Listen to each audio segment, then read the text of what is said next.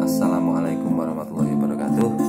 Kembali lagi bersama saya, Generasi Kerupuk Gendar.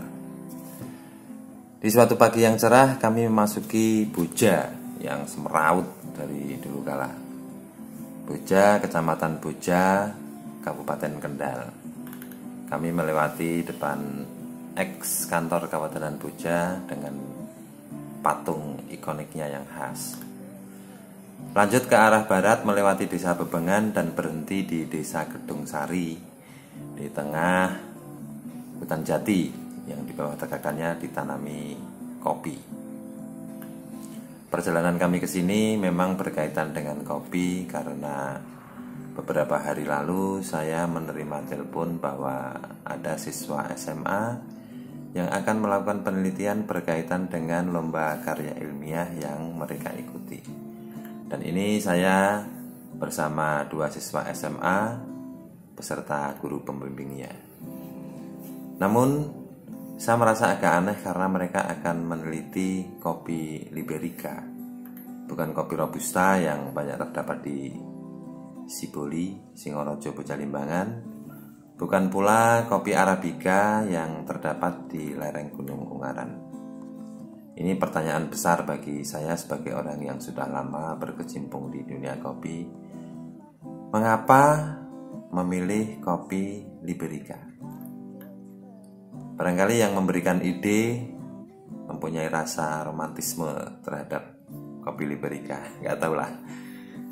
Kalau saya pribadi, saya memandang bahwa apakah itu Robusta, Arabica, Liberica, yang penting adalah mana yang paling cocok ditanam di suatu daerah dan bisa memberikan kesejahteraan yang baik kepada petaninya.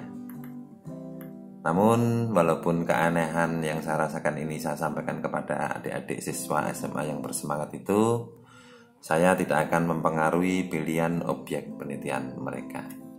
Dan karena saya dimintai bantuan, tugas saya adalah memberikan informasi yang sebanyak-banyaknya mengenai kopi di Siboli dan di seputar Gunung Ungaran yang saya ketahui. Jadilah perjalanan ini perjalanan yang asyik dan losdol bagi saya. Selanjutnya kami ke Jatensari Roastery, masih di desa Gedung Sari, Dusun Cetak. Pengelolanya adalah Pak Badri, namun kebetulan kami tidak bertemu dengan beliau. Jadilah kami melihat-lihat produk-produk kopi yang dihasilkan oleh Jatensari Roastery. Dan selanjutnya saya akan roasting kopi. Sebetulnya ini loncat ya. Saya harus setelah lihat tanaman harus melihat proses dulu, barulah roasting kopi. Tapi waktu ini kan sebetulnya tidak tepat karena ini baru masa-masa panen awalan dan belum banyak kopi yang diproses. Tapi nanti kita akan ke tempat lain untuk melihat proses.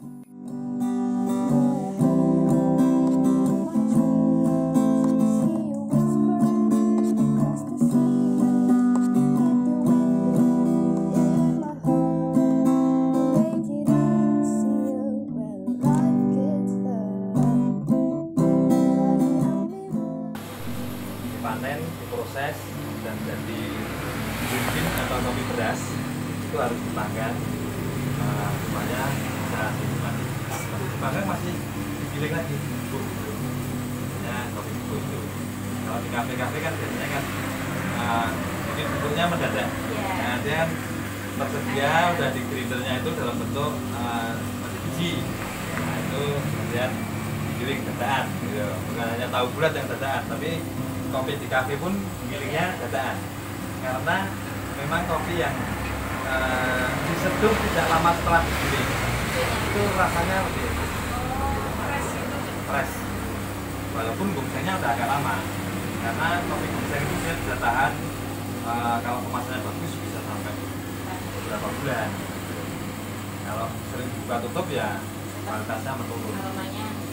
Nah, proses roasting sendiri itu itu ada beberapa metode, ada yang fast roasting, ada kompleks, ada yang slow roasting gitu.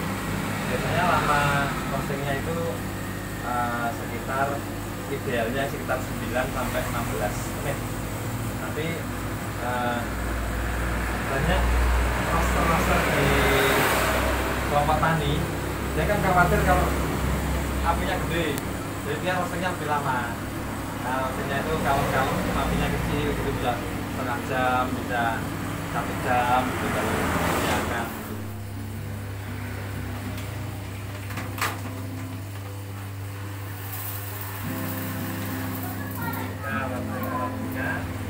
Ini arabica proses ini. Nah, ada 2 kilo kita masukin di suhu awal 200 derajat.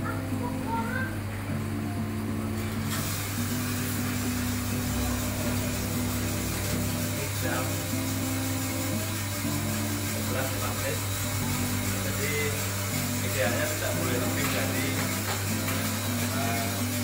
11.25 menit. Jadi kalau misalnya agak panjang, kulitnya dikit. Ketika kopi dimasukkan, dia suhunya akan turun. Ya, turun terus, nanti turning point di suhu rendah itu bervariasi tergantung jumlah kopinya.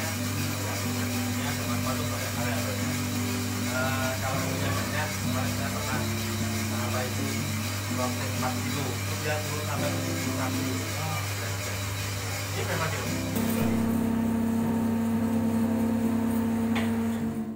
Kopios sekalian, roasting telah selesai dan setelah didinginkan dan dibungkus, kami bersiap-siap menuju ke Sanggar Kopi Gedong Songo untuk melihat-lihat proses kopi Arabica. Ini karena kita tidak bisa melihat proses kopi di Siboli. Yang paling memungkinkan sebetulnya selain di Gedong Songo adalah di Gunung Sari, tapi jalan menuju ke sana cukup berat sehingga kami memutuskan untuk ke Sanggar Kopi Gedong Songo.